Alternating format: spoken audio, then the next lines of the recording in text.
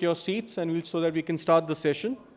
The Plenary 1 session is focused on South Asia's infrastructure and development need for connectivity in the Indo-Pacific.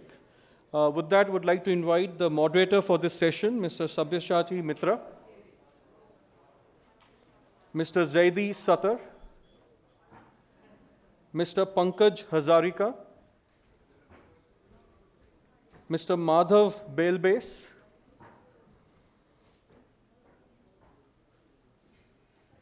I think he's just joining us in a minute, and Mr. Duncan Overfield.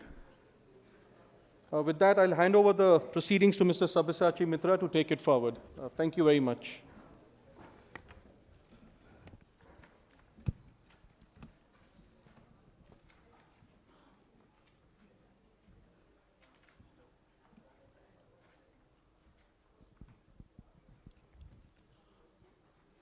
Good morning, and welcome to Plenary 1 of today's conference. The title of the Plenary 1 is South Asia's Infrastructure and Development Needs for Connectivity in the Indo-Pacific. This is at the core of any initiative that we look at in the region, particularly to be successful. In this case, the initiative for pushing the agenda on Indo-Pacific. We at the Asian Development Bank a few years ago had done a study called Asia 2050, Realizing the Asian Century. And one of the key conclusions was that unless South Asia integrates within itself and with the rest of the region, Asia is unlikely to fulfill its full potential. Today, this morning, we have a very distinguished panelist, and I'll briefly introduce. You have the CVs, I think, in your folders, so I won't go into details about their biodata. On my left is Mr. Zaidi Sattar, who's the chairman of Policy Research Institute, Bangladesh. Next to him is Mr. Pankaj Hazarika, Director, Connectivity and Security Division of BIMSTEC. On his left is Mr. Madhav Belbase, Joint Secretary, Water and Energy Commission Secretariat, Government of Nepal. And at the extreme left is Mr. Duncan Overfield, who is the Deputy Head and the Regional Economic Development Lead for Asia Regional DFID of the UK. Initially, I would request each of the panelists to keep their remarks brief, maybe for around 5 minutes each, and then we will take questions from the panel, from the floor. Let me begin by asking Mr. Zaidi Sattar for his brief opening remarks. Thank you, Mr. Moderator, Sabyasachi Mitra. First of all, I thank CUTS and the partners for inviting me and addressing this first plenary. It's a great privilege. I think the tone has been set by the opening plenary about this conference on connectivity. And I think it was very well pointed out that beyond this conference, I think connectivity is not going to be just a byword for globalization. So we've got to think beyond the box, and I think the point has been made, and I would like to stress on that connectivity is not just limited to physical connection through physical infrastructure. There's a lot more beyond physical infrastructure for connectivity. A recent work by the World Bank has been referred to in this in the opening plenary, and the title is interesting. It's called "A Glass Half Full," and it turns out that Policy Research Institute actually sponsored this event in partnership with the World Bank. It was a global launch of this research work on South Asia. Trade and regional integration. So I think in course of time, this particular research work will be quoted repeatedly for the promises it makes about regional or intra-regional trade and investment, but also for the challenges that it identifies. And one of the things that come out very clearly, two things that come out. One is that trade costs the cost of doing trade in the region, and that's due to infrastructure, but beyond infrastructure, the lack of harmonization of trade procedures, customs procedures in particular, lack of standardization, and so many other things. Even digital connectivity is not that strong. Air connectivity, of course. It points out that these are the reasons for the lack of economic integration and high trade costs, so high that, for instance, for Bangladesh to trade with Nepal, it's twice as costly than for Bangladesh to trade with Brazil. On average, intra-regional trade costs 20% more than intra-regional trade in ASEAN. Compared to ASEAN, South Asia trade within the region is that much more costly. The other thing that was pointed out here is, of course, we've got a case of shackled connectivity. Now, why shackled? We've got connectivity. We are contiguous regions. And we have people that have more commonalities than differences. And intra-regional movement and physical connectivity was much better in the early 20th century than it is in the 21st century. We are living in the 21st century, and we can't move from one.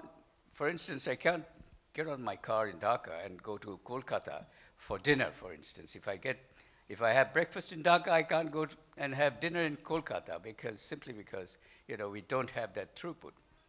We have trade going on among the countries, and what is happening, and that has been also pointed out, in ASEAN region, political integration is a problem. There's not that great amount of political integration, just as in the case of South Asia. We've got sovereign countries. But economic integration in ASEAN is far greater than the economic integration we have in South Asia. And it has already also been pointed out.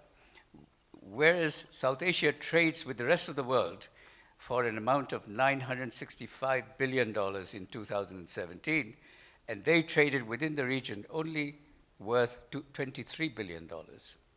And the World Bank uses technical models like gravity models and so on, using the current state of connectivity. And they say that instead of $23 billion of intra-regional trade, it should be at least $67 billion, 3 times more than what it is. And I think if you resolve these barriers of connectivity, it should be 5 or 6 times what it is today.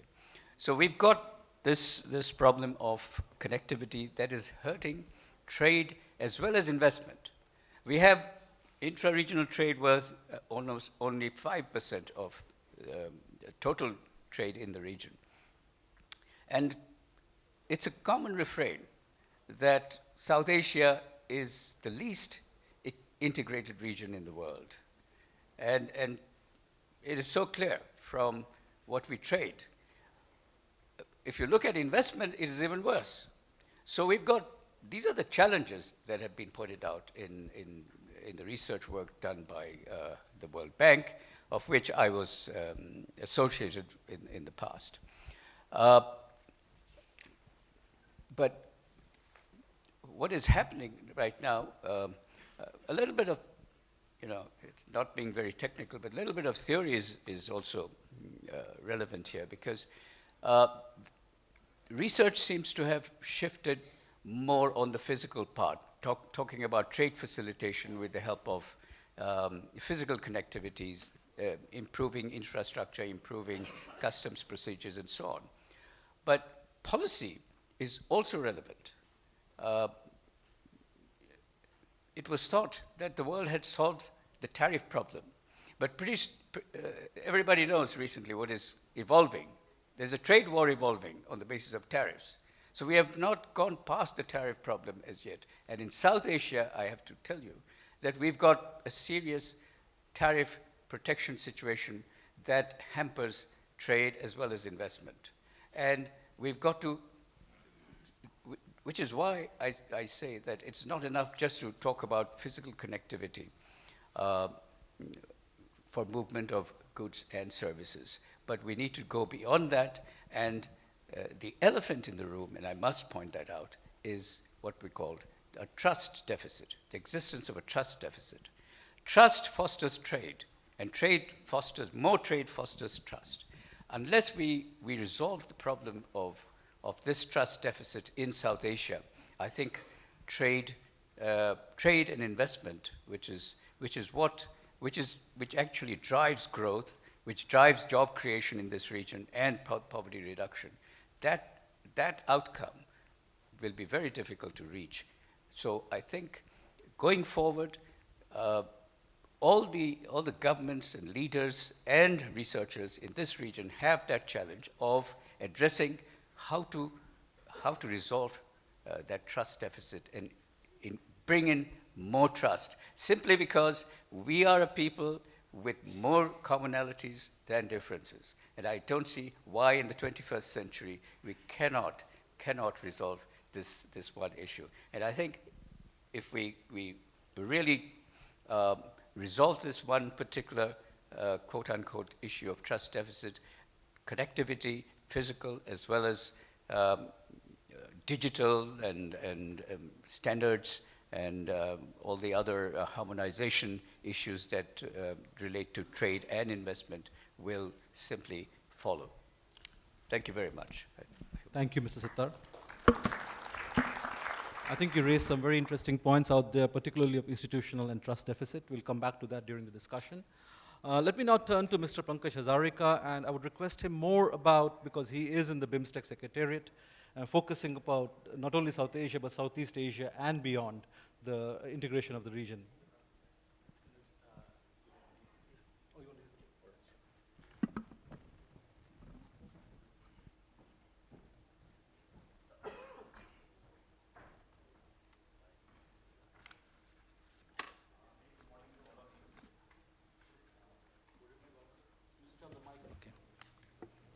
Very good morning to all of you. Sri Sabyasachi Mitra, Deputy Country Director, India Resident Mission in ADB, distinguished panelists, ladies and gentlemen. I am truly honored to participate in this conference as a panelist on the subject South Asia's infrastructure and development needs for connectivity in the Indo-Pacific. Though the conference is primarily aimed at South Asia, I intend to focus more on BIMSTEC as a bridge between South and Southeast Asia in the context of connectivity. Though there are overlapping initiatives in the region, BIMSTEC is gaining prominence due to its unique location and its memberships, having 5 member states, namely Bangladesh, Bhutan, India, Nepal, and Sri Lanka from the South Asia, and 2, namely Myanmar and Thailand from the Southeast Asia. When we talk of infrastructure and connectivity in the BIMSTEC region, it is important to keep in mind that out of 7 LDC countries in Asia, 3 are members of BIMSTEC, with Bangladesh recently graduating to middle-income developing status. Again, when we talk of BIMSTEC, we're actually talking about one of the least integrated regions in the world, both in terms of physical connectivity, trade and economic connectivity, and digital connectivity. This is despite the fact that not very long ago, the Bay of Bengal used to be a center for global maritime trade and a hub of commercial and cultural exchange. As you all know, the 4th BIMSTEC Summit was recently held in Kathmandu, Nepal on 30 and 31st of August 2018. Connectivity was one of the key focus areas of the summit. The leaders during the 4th BIMSTEC Summit reiterated their resolve to establish seamless multimodal transportation linkages and smooth, synchronized, and simplified transit facilities through the development, expansion, and modernization of highways, railways, waterways, sea routes, and airways in the region. The Prime Minister of India, Honorable Sri Narendra Modi, during his speech in the 4th BIMSTEC Summit, aptly stated, and I quote, "I believe that the biggest opportunity is connectivity, trade connectivity, economic connectivity, transport connectivity, digital connectivity, people-to-people connectivity," unquote. Honorable Prime Minister of Thailand, in his speech in the 4th BIMSTEC Summit, proposed to jointly set a defined timeline for connectivity goals to seamlessly link the trilateral highways among India, Myanmar, and Thailand with the East-West economic corridor of the ACMEC countries as soon as possible. He emphasized that BIMSTEC should aim for a road network to transport people, goods, and services as well as for the harmonization of rules and regulations to accommodate seamless movement from India to the east coast of Vietnam in the shortest time possible. While the fourth BIMSTEC Summit declaration underlines the importance of multidimensional connectivity, which promotes synergy among connectivity frameworks in our region as a key enabler to economic integration for shared prosperity, many of these directives were in fact reiteration of the directives stated in the outcome document of the Goa retreat of the BIMSTEC leaders retreat in October 2016. One of the key directives pertaining to connectivity was to explore the possibility of having a BIMSTEC motor vehicle agreement. India, as the lead country for transport and communication sector, has prepared a draft text of the motor vehicle agreement for the regulation of passenger, personnel, and cargo vehicular traffic between and among BIMSTEC member states. We have carried out a first round of negotiation on the draft early this year and expect to commence further negotiations soon. Another key directive of the leaders was to conclude BIMSTEC coastal shipping agreement. India, as the lead country for transport and communication sector, has prepared a draft of the coastal shipping agreement. We have carried out the first round of negotiation of the draft agreement last year in the month of November and expect to commence further negotiations soon. To prepare a master plan for BIMSTEC connectivity is an important directive of the leaders. BIMSTEC is currently developing the transport connectivity master plan with a vision to promote seamless connectivity between and across BIMSTEC countries through the use of different transport modes to achieve enhanced transport and trade linkages for faster and more inclusive growth. We are developing the master plan with technical assistance from Asia ADB. A need of the master plan was filled by the member states as various other initiatives with overlapping domain has been initiated in the region. Further, many of the projects in the BIMSTEC Transport Infrastructure and Logistics Study, that is BTILS, have already been completed or in the advanced stage of completion or have been approved. The master plan will take note of these factors and will address various other missing links in the region. To briefly state about BTILS, Asian Development Bank carried out a study on transport and infrastructure aspects in the BIMSTEC member states, which was completed in 2007. In 2014, a follow-up updating and enhancement of the BIMSTEC Transport Infrastructure and Logistics Study was commissioned to address the significant progress that has been achieved throughout the transport environment since the original study was undertaken. The report had three key outputs: a profile of the transport and logistic environment in the BIMSTEC region, focusing on both international connectivity between the member states and their access to their external markets. Recommendations on future BIMSTEC policies and strategies designed to enhance connectivity and promote intra-BIMSTEC trade. And identification of relevant hard and soft infrastructure projects that would enhance BIMSTEC connectivity and trade. The study has identified 167 projects which will enhance the connectivity in the Bay of Bengal region at an estimated cost of USD 45 to 50 billion. Then out of these 167 projects, the study has prioritized 66. Coming back to the BIMSTEC Master Plan on Transport Connectivity again, it provides the framework for organizing a set of policies, strategies, and projects towards realizing a shared vision of peace, prosperity, and sustainability. Because of BIMSTEC's unique geographic position as a bridge linking South and Southeast Asia, the master plan is strategically relevant not only for BIMSTEC, but also for its neighboring regions. Leveraging its unique position for strengthening regional connectivity can help BIMSTEC tap into economic opportunities for developing South and Southeast Asia. While better transport links and faster border crossing throughout South and Southeast Asia, transformational connections can be built between the two sub-regions through Myanmar and Thailand and beyond, with BIMSTEC serving as a bridge between South and Southeast Asia and reinforcing relations between and among these regions and countries. We have already made significant progress and we intend to finalize the master plan in this calendar year. The scope of the master plan includes both hard and soft infrastructure, including physical roads, railways, ports, inland waterways, and airports, and soft infrastructure. It also includes capacity building, transport access agreement, and the harmonization of rules, regulation, policies, and measures related to transport between and among BIMSTEC countries with a view to facilitating the cross-border movement of BIMSTEC trade in support of the BIMSTEC free trade area. In the fourth BIMSTEC Summit declaration, the leaders agreed that the master plan would serve as a strategic document that guides actions and promotes synergy amongst various connectivity frameworks such as the ASEAN Master Plan on Connectivity 2025 and ACBEC Master Plan to achieve enhanced connectivity and sustainable development in our region. It will require commitment from the member states and international development partners to implement projects identified in the master plan. Support will be required from donors as well as efforts from the respective government to carry out necessary reforms and capacity developments.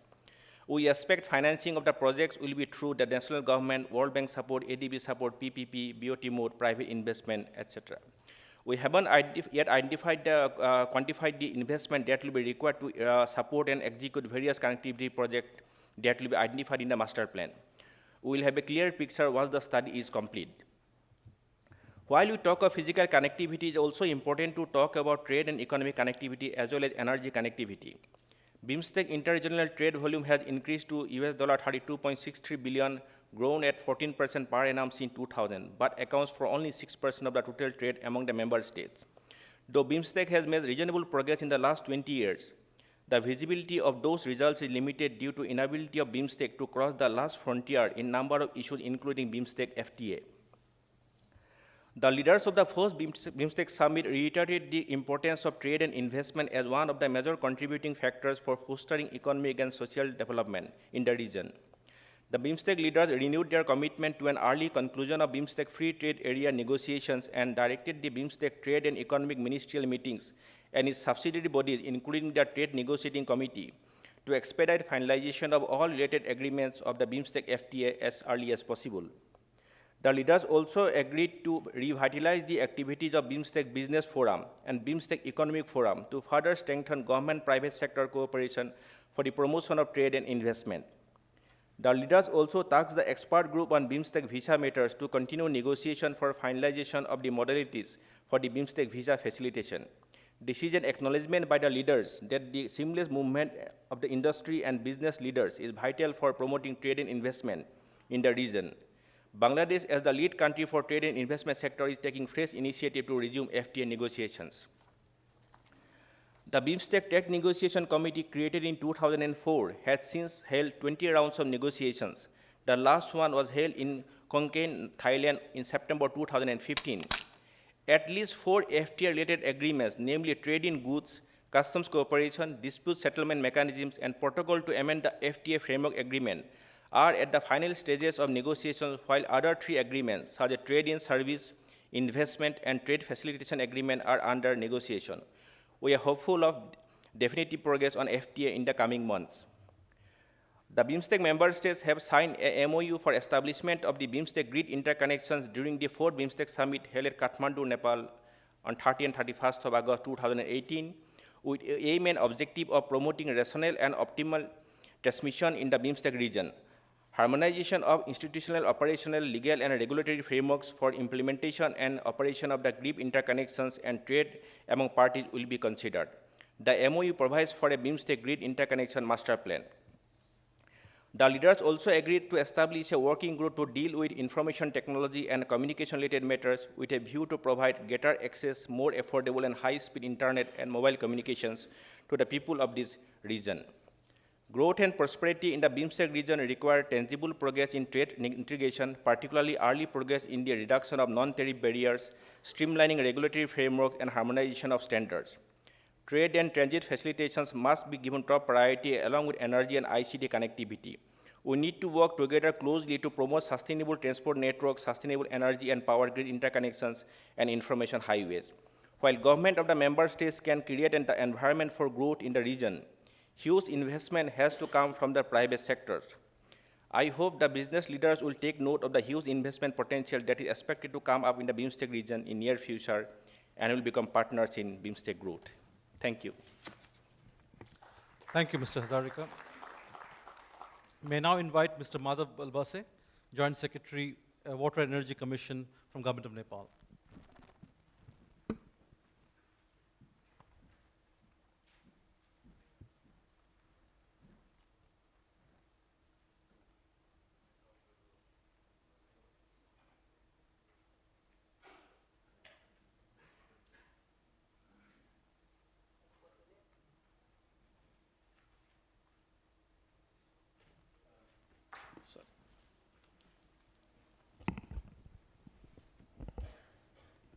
Thank you, Mr. Mitra.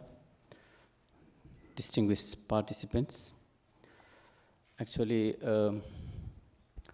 lot of things have already been talked in the plenary session and opening session and plenary session now. I would like to highlight some of the past reports on connectivity between Nepal and India and neighboring countries. The water connectivity, that is the first thing we had. We signed agreement with India on Kosi River, Gandak River. That is a very important aspect of the connectivity, the water connectivity. Currently, we are working on inland water connectivity. On April 7, both the Prime Ministers, Nepal and India, had a joint statement to include inland waterway as a part of trade and transit treaty between Nepal and India.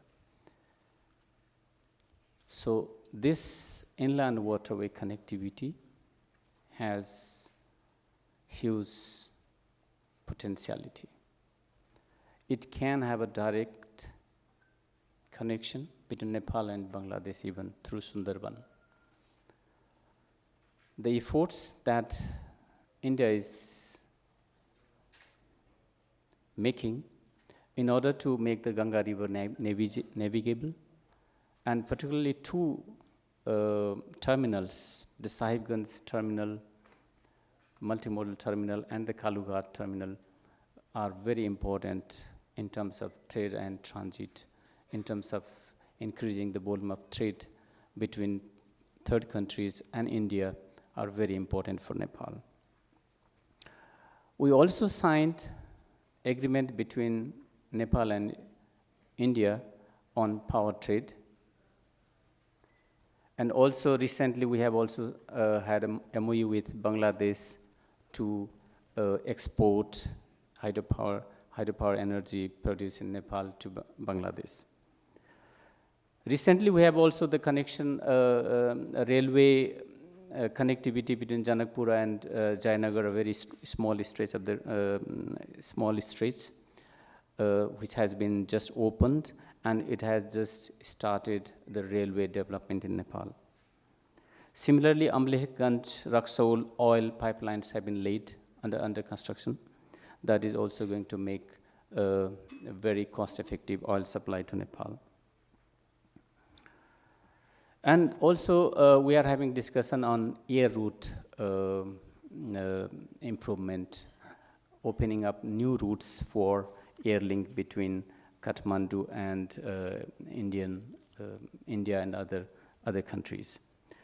Actually, we know that there are a lot of advantages having good connectivity, be that in roads, waterway, railways, airs, and all, and digital connectivity we are talking about. However, there are a lot of challenges. I will really talk about more challenges than in the possibilities. First thing is really important is how we are going to solve the issues, bilateral issues, which are dominating the regional issues. I mean, you agree something on the at the regional level, and at the time of regional talk, the bilateral talks, these issues at the regional levels are subsides. And how to make this regional forum more vibrant and more effective? Where is the leadership? Who is going to lead it?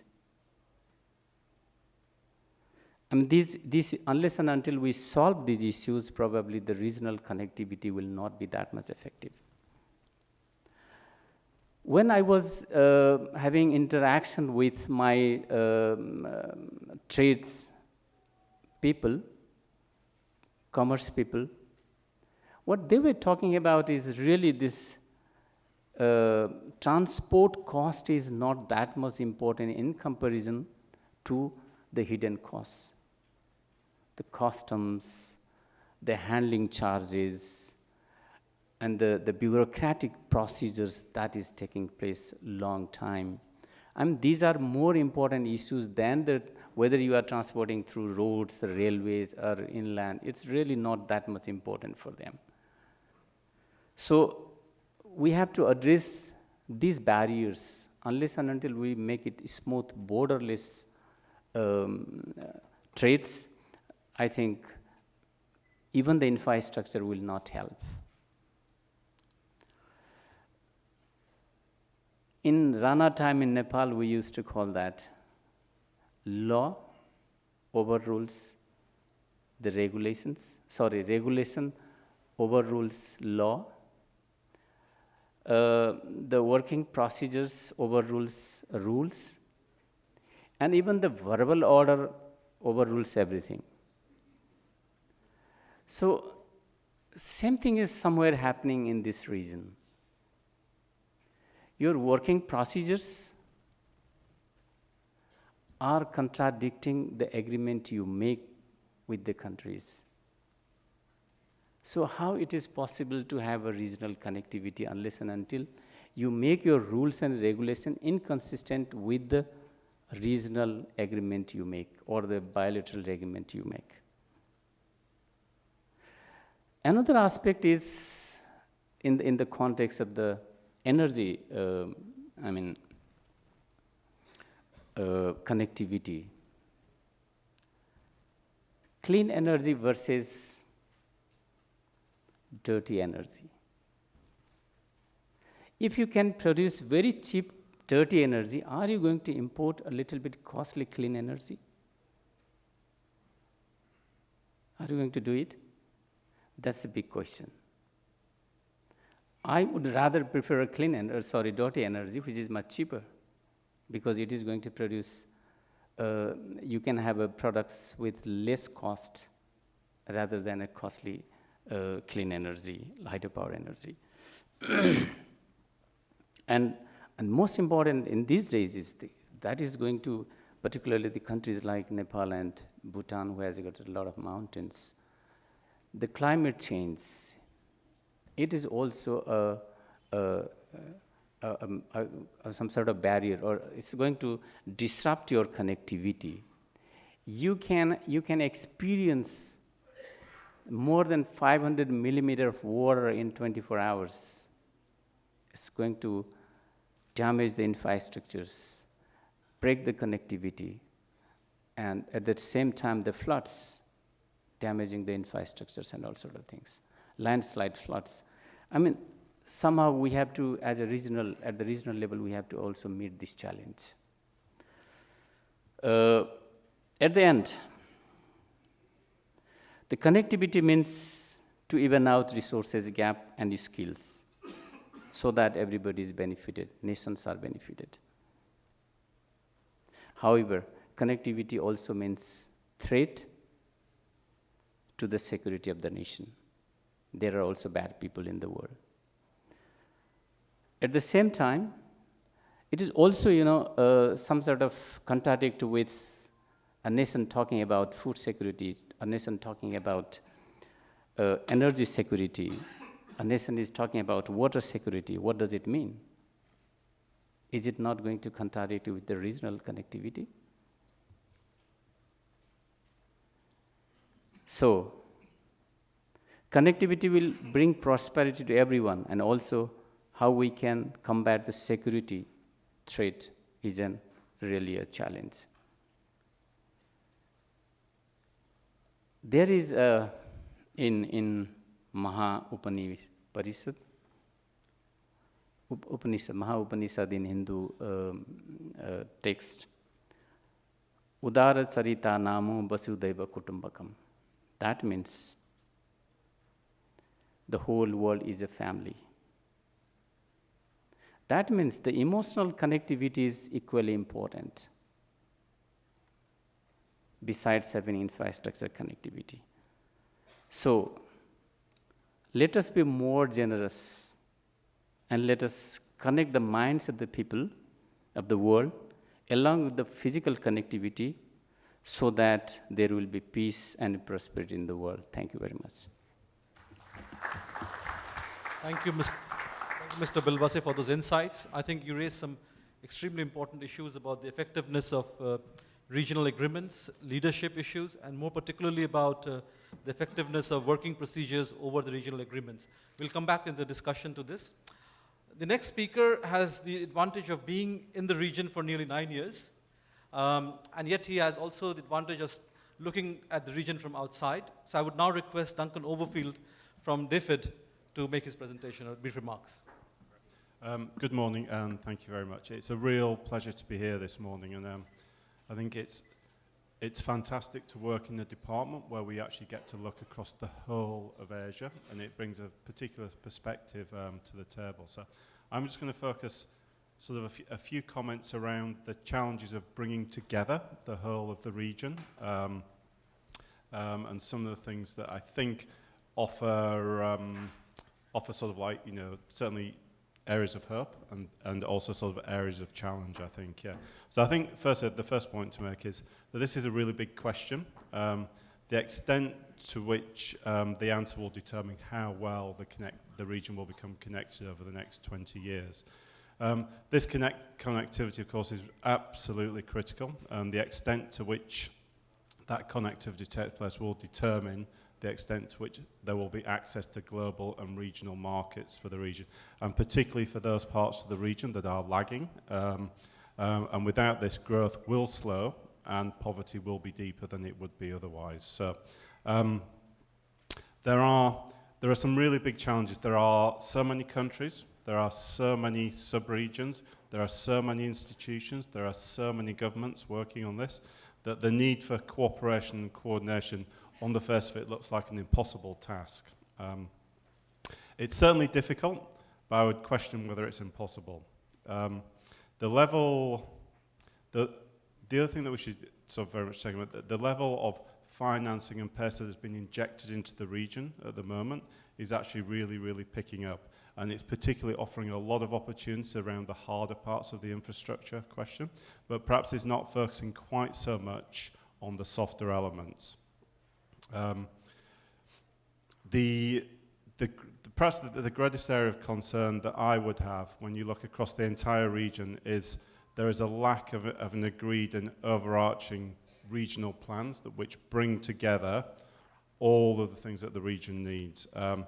Something which would help to ensure that the corridors of connectivity, particularly in transport, in energy and in IT, are optimally selected, and that they're designed and implemented to a high standard. And it's very difficult to pick on a particular institution that could perhaps like take that forward. However, there are many institutions that partially cover that. We have SAARC, we have BIMSTEG, we have ASEAN, institutions that have been around for quite some time.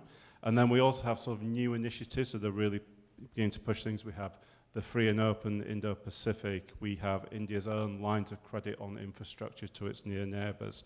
We have the Belt and Road Initiative, in addition to the large ongoing efforts that the IFIs are sort of pushing forward on. And there are, of course, new institutions coming in. We have the AIIB, we have the New Development Bank. Many institutions are coming into this space, and it is offering huge opportunity, but is just increasing the coordination sort of challenge around those. I mean, we do need to,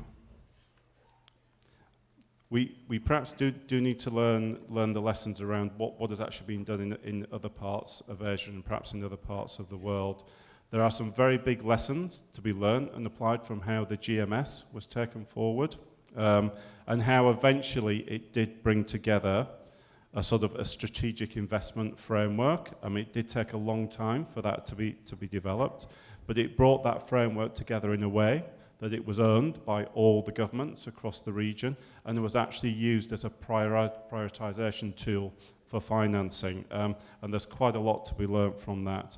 I think there's also quite a lot to be learned from what's going on in Central Asia at the moment as well. And obviously with Uzbekistan really coming back into that environment, and the opportunity and pace is increasing, and you can see the way that CARIC is actually really beginning to sort of to pick that up. There's a question then about to what extent this could be effectively taken forward, sort of particularly in South Asia as one of the sub-regions. SASAC is established, it is picking up pace, it is beginning to move into this area of developing investment frameworks, and it was particularly encouraging to see the investment framework coming out of the BIMSTEC summit, which actually really does bring together and starts to deal with some of the questions about connecting across sub-regions, which is actually very, very challenging. There's a question then, so perhaps I've identified GMS, the SASIC, this character. There are sort of indicative higher level sort of like sub-regional planning institutions to which all of the governments and sort of all the IFIs are actually stakeholders in them. There's a question then about how you actually try to link those together, what institutions can actually sit across those. But there is overlapping membership. There's quite a lot of interest in terms of sort of people that want to take these things forward. So I think we should be reasonably optimistic and ambitious about how that could be taken forward. I don't particularly have an answer to that. Maybe that's something we can come back to in the discussion about how that could be taken forward.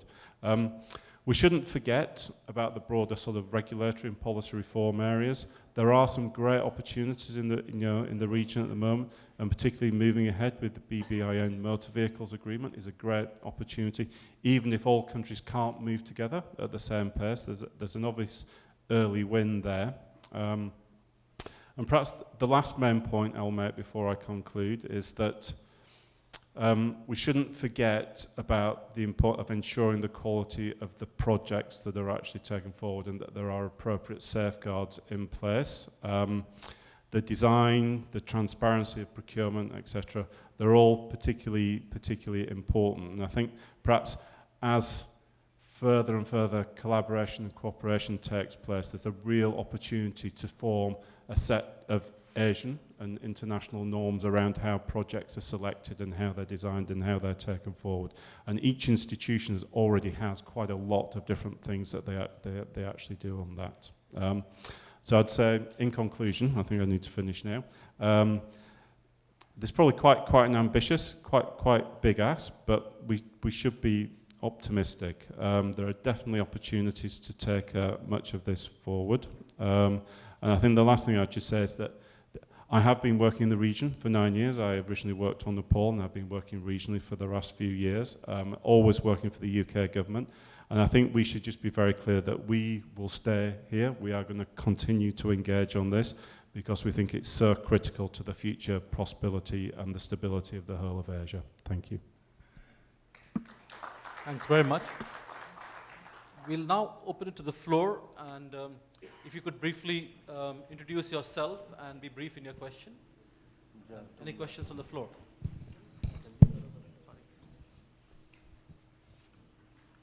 We have some questions here in front of us. The first question I can see which has come to us is, what are the emerging avenues of investment in infrastructure development in the region? Is there anybody from the panel who would like to take on that? Dr. Sattar? Thank you. That's a pretty standard question. I mean, we've got a serious infrastructure deficit, not necessarily within countries, but across borders. I think that's where the deficit comes in. And we have contiguous regions, but fractured infrastructure. You talk about road, you talk about rail, river, air services is a bit different. So we've got a fractured infrastructure, and I think the term is it's a case of shackled infrastructure, shackled by political divisions that create trade barriers, trade and investment barriers. Now, if you talk about, looking for avenues for investing in infrastructure, you've got to first settle the rules and the regulations and the cross-border, the cross-border sort of barriers, not necessarily physical, but institutional and governmental and procedural. Those barriers have to be addressed before you look at, how to invest in infrastructure. And if our concern is about infrastructure that links the region So that is the point that I would like to make. Thank you. One question I have to the panelists, I think it was raised during your opening remarks, is that the number of institutions in the region has increased. But yet there's a question of effectiveness of those institutions. And Mr. Belbase, you raised the question about the leadership. The collective leadership has not emerged. So how do we overcome this in terms of you have institutions, increasing number of institutions, but not effective, and why is it so?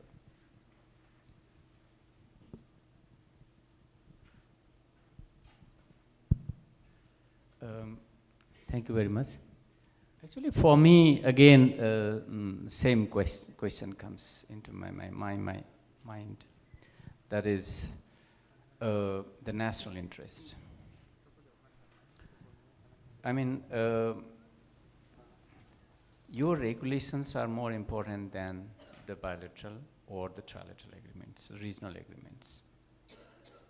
So in this context, what happened to the SAARC? I mean, SAARC was existing, and we had a very good agreement, understanding for the energy market development, but it has not been that much effective.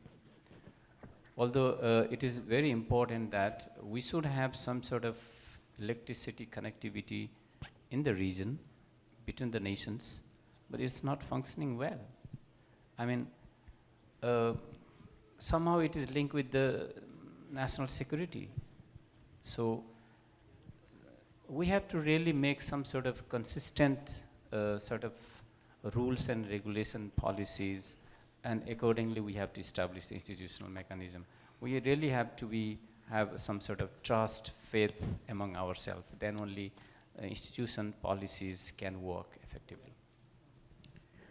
If I could add to that, particularly on SAARC and the follow-up with SAFTA, the South Asia Free Trade Agreement. When SAFTA became effective in around 2004-05, we were hopeful that at least trade would be energized in the region. But strangely enough, it didn't happen. In the 1990s, when SAARC came into being, we still had about 5% of trade within the region. And even after SAFTA, with all the liberalization, and India practically gave zero tariff to LDCs, including Bangladesh. And yet, the share of intra-regional trade remains at 5%. So what is really the problem? When you look at South Asia, see, we have a situation between India and Pakistan. We have a case where Pakistan will not give MFN, the most favored nation, treatment to India, and they simply have not been able to come to that term. And that's most favored nation is a clause that is somewhat misconstrued, because it simply means under the international rules, it's non-discriminatory treatment to all members of WTO. So you're not really over treating some countries. So that is the political explanation of that particular clause could not be made in Pakistan. So Pakistan is essentially left out of SAFTA. So when you take Pakistan out, what you're left with, the biggest traders in South Asia are Bangladesh and India. India-Bangladesh trade now makes up about $9 to $10 billion of the $23 billion of trade that goes on. And actually, the calculation tells us that this $9 billion could be actually $25 billion. But it's not happening because we've got fractured infrastructure to start with. We've got a case where, trucks there's no throughput. Trucks loaded with cargo will have to unload at the border and then reload at the other border. I mean, the cost of this trade is borne by the consumers of South Asia, Bangladesh, India, and so on and so forth. So we've got the physical, the barrier that has to be overcome, and then of course there are these processes that are still burdensome for the traders. And then, of course, if trade doesn't really get energized, investment gets affected. So I think we have the trade to investment to growth connection is actually missing. So we've got to re-energize that connection in order to get the outcome that we need from increased trade, investment, and growth in the region. Thank you. Thank you. I just wanted to make a quick point. I think sometimes those of us who work on the economics and are looking at the development benefits sometimes just, I think, almost inadvertently overlook the security elements of basically of what goes on around sort of like borders. And I think things to do security, sort of maintain your border, all these things are absolutely fundamental parts of sort of a nation state. And I think sometimes what we actually need to do is that we need to integrate work on security much more into the economics and sort of the technical solutions that we try to take forward. And we can actually do this, and it's very. I was at the sort of the Petropol border like quite recently, just seeing the queues of trucks sort of on the Bangladeshi side, where there's a lot of physical inspection, unloading and reloading. You think if you were to compare that to borders around the world with other countries where trucks go effectively straight through because they're all pre-cleared, but there's a level of technology and security technology that has been associated with that. So I think it's something that perhaps is a shortfall of us, that we should concentrate a little bit more on that, and we should focus on that as a means of sort of moving forward with some of the issues around the trust deficit that obviously keeps being mentioned. Thank you. I think some of this is already happening under the trade facilitation program of the SASEC. If you look at it, some trial runs using these technologies that you're talking about from Bangladesh to Delhi airport in terms of large British companies, from India to Nepal under that has happened actually, and very successful runs, which actually lowers the transaction cost. One point that Duncan, you made in your opening remarks was about this lack of an overarching regional plan, but yet we see you mentioned about GMS, you mentioned about CAREC, and you mentioned closer home and SASEC. And these are functional cooperation. These don't go beyond political or security, but they have been quite successful. When GMS started when that region was in conflict, and it is one of the most successful functional cooperation programs. Is there some kind of equilibrium between the sub-regional programs and the overarching framework that we're yet searching for? First Duncan, and then I'll come back to the panel. Just give me the really easy question there, yeah? Yeah, finding that's a very, very difficult question to answer, finding the equilibrium. We can clearly see that there needs to be some type of overarching plan or vision that goes across all the sub-regions and across Asia. But maybe it shouldn't go much further than a vision and a view as to what things are, and maybe just major outlines of the big bits of connectivity in the energy and the transport and the IT sectors. But then when it actually comes down to sort of the details of making things happen in practice, most of the infrastructure will be 2, 3, 4 countries that will be involved. And that's perhaps where you need to come. But the real issue on sort of the equilibrium is where those connectors go across different sub-regions, and I think we're still searching for a solution to that. But I do think organisations like BIMSTEC offer a real potential way forward on that, and being able to maybe model something through BIMSTEC that looks at Southeast Asia and can potentially extend things like the motor vehicles agreements sort of further to the east. Might be, I think we probably need to go through a bit of an explosive phase and to see what type of equilibrium you can actually generate as you work across. I think it's a very difficult question to answer, but we've probably got some pointers to things that we could perhaps like take forward. I'm not sure, I think it may take us a while to find an equilibrium, but I think we can probably make progress on that. Thanks.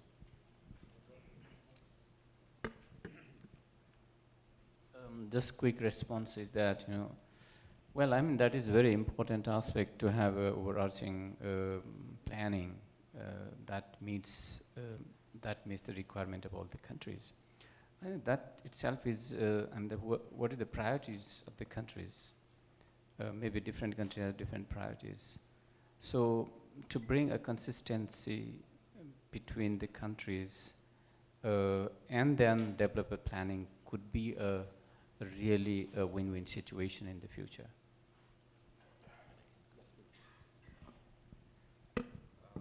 Just to give you additional points, like when you talk of BIMSTEC, I think BIMSTEC is very vital in the whole issue of Indo-Pacific.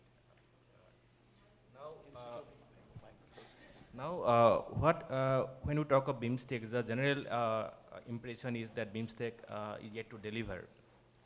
But when you look at the issues, where we have achieved, agreements, where the kind of progress we have made in all the sectors. I'm not talking about connectivity alone. For example, in poverty alleviation, we have finalized a BIMSTEC, poverty alleviation action plan that has been agreed upon by all the member states. We have a tourism action plan which is approved by all the member states. Then we have a convention on mutual legal assistance in criminal matters. We have a convention on international terrorism and transnational organized crime, illicit drug trafficking. So we have got so many different things where we have achieved agreements actually. Even in case of motor vehicle agreement and this coastal shipping agreement, we don't see major differences among the member states. And that's why we are very much hopeful. In fact, when this agreement was initially drafted, it was only meant for passenger and cargo vehicular traffic. Then it was agreed upon that we can also include personnel into that. And all member countries, they have agreed in that point. So we could do that. So we don't have major difference of opinion as such. Yes, security is an issue. And even the security issues also, which also we have made quite a good progress, in fact. We have been negotiating a convention against trafficking in persons. We have been negotiating some convention on extradition, convention on transfer of sentenced persons. So there are so many things which may not be available in the public domain, but there are many things which we have been doing in BIMSTEC. And similarly for FTA side also, we had almost 20 rounds of negotiations so far. And if you look at that, in the 20 years, we had 20 rounds of negotiations. Then the difference of opinion, I think the FTA is not in place because of some issues between a couple of countries, and we are hopeful of doing that. In fact, we have got very positive response from both the countries that they are ready to come forward. So in the next round of negotiation, probably we will have many of the issues settled. So yes, there are issues. Many times the domestic issues try to override the regional issues, but the member states, they all agree, even in the summit, that yes, BIMSTEC needs to prosper, BIMSTEC needs to grow. There is unanimity on that particular issue. And just because we had the summit, in spite of so many issues around, a successful summit, it shows the commitment of the leaders and even everybody around that, yes, BIMSTEC has to progress. So from our side, we are very optimistic because we are seeing practically how the negotiations are going on, the kind of response we are getting from the members, the kind of response we are getting, the questions, the response we are getting from other stakeholders. So we are quite positive about this. Quick, briefly, Mr. Yes, very quick point. And this is related to the issue of connectivity in the region. And that has to do with the digital age. We are in a digital age, and South Asian countries are going ahead, advancing in digital various stages, and India is in the lead. But when it comes to trading through the digital and through automation and all those things, these countries have switched to automation in trading somewhere in the early 1990s. But what has not happened is that the business processes have not been changed. They basically adopted the manual procedures they already had and automated that. As a result, you don't get 75% of the benefit that you get from automation and digitizing the trading procedures. And that really, so there is a resistance in most of the countries because of the revenue objective of imposing taxes on trading goods. So that revenue objective is becoming a barrier to trade facilitation in the region. And that is something that need to be addressed in this digital age. Digitize and change the business processes with it. Thank you.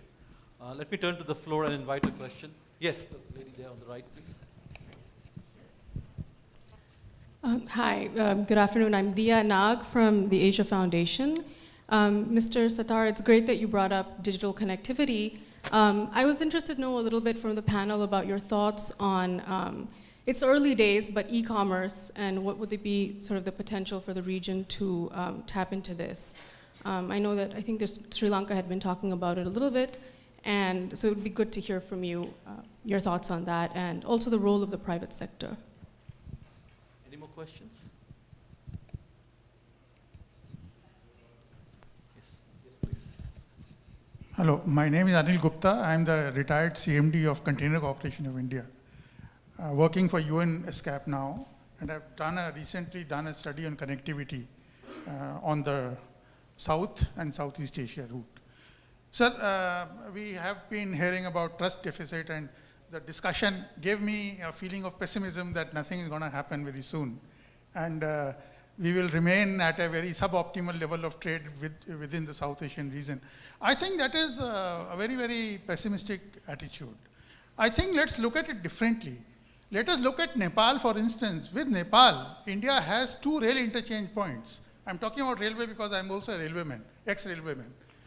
At Raxaul, we are interchanging almost 100 trains in a month. 100 trains are being interchanged. So what are we talking about trust deficit? There are procedures laid down. Cargo is not getting unloaded. There are seals are being checked, containers are going, even break bulk traffic is moving from one country to another. This has been extended recently to that other point, other interchange point also, where RFID sealing has been made mandatory. 3 trial runs have been done. They've been very successful. And I think when it can happen in one country, within 2 countries, the same model can be made applicable in other countries also. Secondly, to be very brief, I know the time shortage.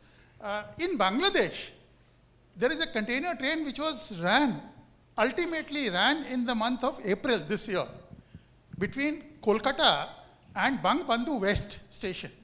And Bangbandhu West Station does the door delivery for Narayanganj area and all the industries located in Bangladesh. I think the costs are very, very good. It made a real tremendous sense. It is really a matter of detailing, I think, which we need to have to prescribe these procedures, that if we can do break bulk, on Bangladesh also incidentally at the 4 rail points, we are moving around 150 trains a month. So it is not that movement is not happening. Movement is happening. Issue is trucks are also moving between Nepal and India. Issue is trucks movement. Same trucks cannot come at other borders, towards which BBIN solution has to be found. Other issue, I think, is having these procedures streamlined and start moving for these direct runs. That's the observation that I wanted to make. Thank you. Let me just first get to the panel, and then I'll come back to the floor. On the digital question, which was you were raising just now. E-commerce, yes, of course. E-commerce is the future. And that is precisely what I was trying to address. We adopted that future back in the 1990s. We started automating, introducing IT systems within customs procedures, customs clearances in all of the countries, India, Pakistan, Bangladesh, Sri Lanka, Nepal, and so on. But what we haven't done, it turns out, there is a resistance from the institutions that deal with trade for changing the business process. And that is where the challenge now lies. It still lies. And if we can resolve those, if we can change the business process, the process of trading through internet and adopting all the digital procedures for trade, that will not require manual intervention at every step. That will definitely facilitate trade as well as investment. So e-commerce is the way to the future. If I could address the second question, which was about Bangladesh, actually Bangladesh-India trade is now the biggest chunk of intra-regional trade. And it has grown significantly. Now it's about $10 billion, the latest figures tell you. And it doesn't matter whether there is a trade deficit between India and Bangladesh. It is to the benefit of people in both these countries. Bangladesh imports a lot of industrial raw materials and intermediate inputs from India, which is going to the benefit of the industrial sector in Bangladesh. India is a cheap, competitive source of industrial raw materials, which is fine. And the only problem this still goes on is the lack of the throughput between India and Bangladesh across the borders. And that is the trade cost which is being borne by consumers in Bangladesh in particular. There are a couple of questions behind there. Yes, please. A couple of you mentioned working procedures and business processes as big barriers to trade in the region. Can you briefly introduce yourself? Oh, sorry. I'm Abhishek Basnet from Embassy Kathmandu. So working procedures and business processes. I'd be interested to hear your thoughts on how can we begin to change those working procedures and business processes so that they are no longer barriers. Take it to Mr. Hazarika and then Mr. Belbase.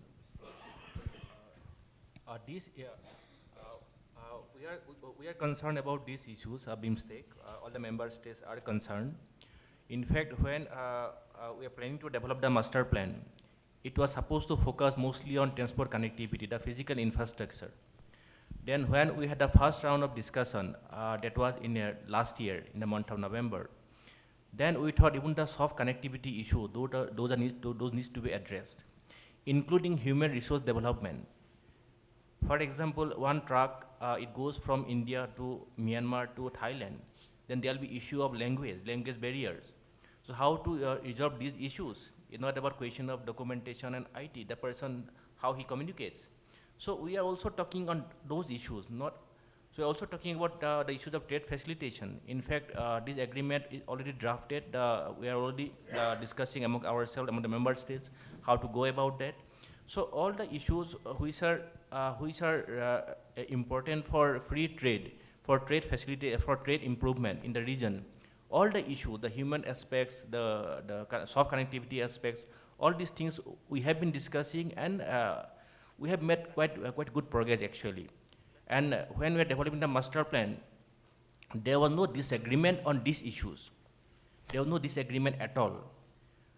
There are certain issues which we need to discuss further, minor issues, a couple of issues, but on these issues, the need of human resource development, soft connectivity, trade facilitation, absolute agreement among all the member states.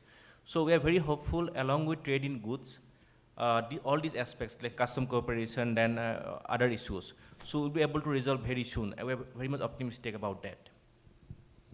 Yes, there was one more question there behind. I'll come back. Yeah, I'm Shaktidhar Suman from AccuCap Asia, and we represent Infraco Asia, which is a donor-funded development fund promoting private sector infrastructure development in the South Asian region. We will talk more about the ground problem we face normally developing infrastructure in this region, be it connectivity and other infrastructure. In most of the cases, when we develop such projects, a lot of time is consumed in getting regulatory and other approvals, particularly in case of cross-country connectivity projects. We have many examples. So can we have such kind of concept developed between two countries, particularly India, Nepal, and Bangladesh, so that we can have a single window concept of approval from the respective governments for all permits and clearances for development of such projects, which is very, very, very necessary for development, quick development of such projects. Thank you. Is this being considered in the BIMSTEC, Mr. Hazarika?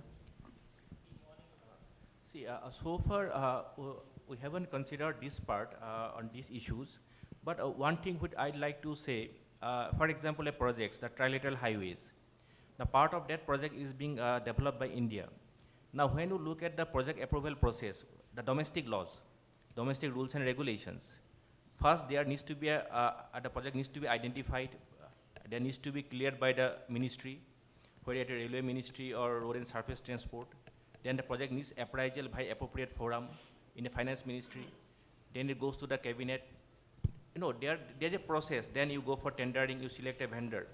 So then he mobilizes his resources. So there is a time lag from the conception till the starting of the execution. That is purely by your domestic rules and regulations, not based on probably multilateral regulations. So this is one part. Now coming to the other issues, one thing could be bilateral and trilateral, or maybe multilateral. Like suppose, for example, now just to show these projects, trilateral highway projects. So I think this project has moved very smoothly.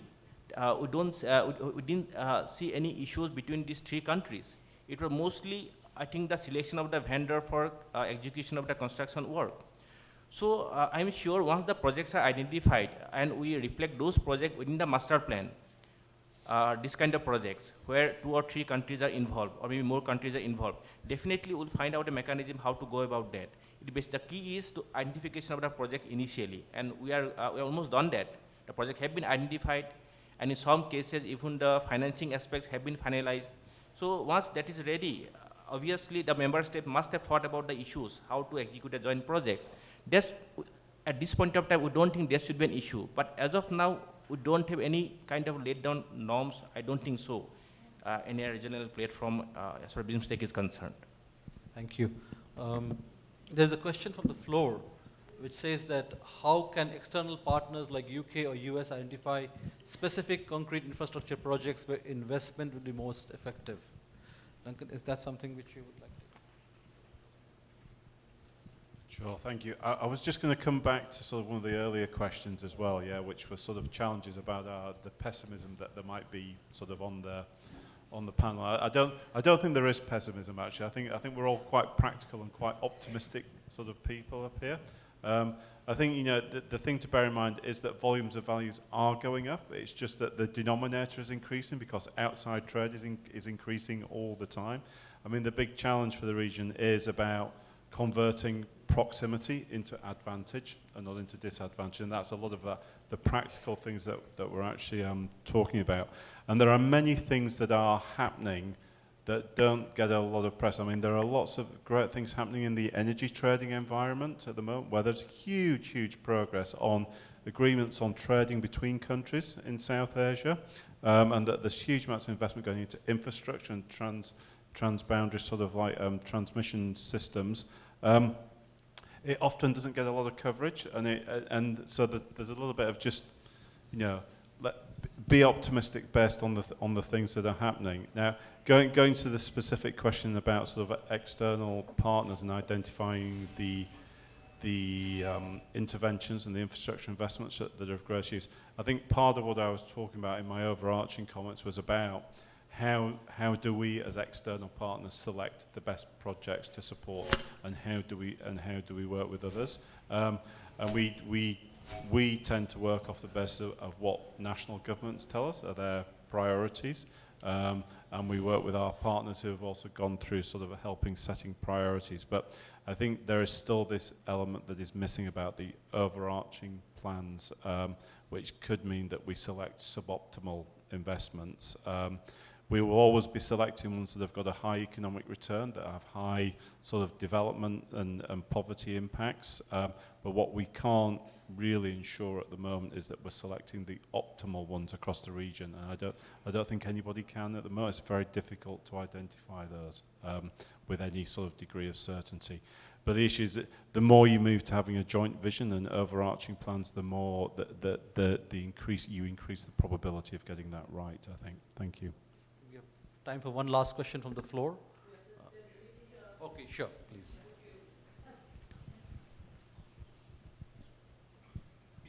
Thank you for the opportunity. I thought I might not be seen, you know, amongst all the gentlemen. So, anyways, what I wanted to ask you, I'm Tamche Dem from Bhutan, Association of Women Entrepreneurs.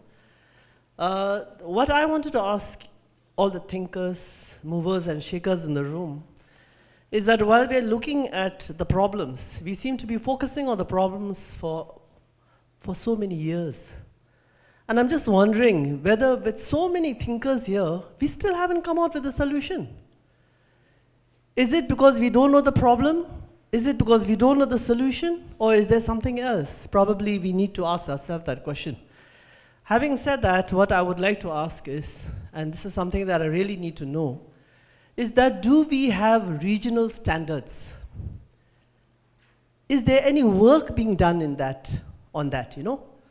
Regional standards. Because I'm representing a woman, mostly, you know, in rural Bhutan. We are looking at, you know, working, building up entrepreneurship, let's say. That seems to be the catchword these days. But when we don't have the produce, how do we know what are the standards required? Is that there on the agenda? The gentleman on the dais, please could you give us a response to this? Thank you. I wanted a regional standards so that we know which path to take. So we don't spend our time going in circles. Thank you. Thank you for your long observation and a very difficult question. You know, we've been meeting quite often, so many years, so many times. We have had these regional conferences, and many of you have been in those conferences, so have I. And we've, I guess by this time, all of us pretty much know where the shoe pinches. You know, the other gentleman just pointed out, why are we being so pessimistic? No, I think there's reason to be optimistic, but there is, you know, since the glass is half full, it is also half empty. So there's no point, you know, promoting all the things that, that makes the glass half full. But we also need to work on the challenges that we face, and that is why we pointed out some of the challenges. But we don't have, you know, off-the-cuff solutions. These problems have cropped up over time. There are geopolitical issues involved, and they don't just, you know, they're not, you can't solve them by, you know, one-off policy suggestions. So you've got to work at it repeatedly, year after year. And now we are in the 21st century in a digital age. That's why we say that this age is going to be different. The European Union, I guess, has the best sort of economic integration. They have all sovereign states, and you move from one state to another without even bothering to get out of the car. That is the kind of 21st century connectivity that we ought to have in South Asia. But we are far from that. That is the challenge. Although a lot of things are happening, as the gentleman pointed out, there is movement taking place, but the movements are still very slow, not like what we should have in the 21st century. Thank you. I think we have run out of time. So before we close, I would like to thank all the panelists here for the very good insights, and I'll request for a big round of applause for the panelists. Thank you very much.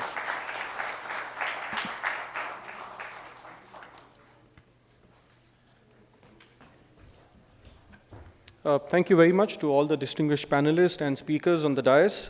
Can we have a round of applause for all the panelists? I think we end on a note with optimism. I'm sure there are miles to cover, but I'm sure with the intention and the vision, we should be able to cover those miles. With that, I request my colleague Susan to come up and hand over the token of appreciation on behalf of us. Susan.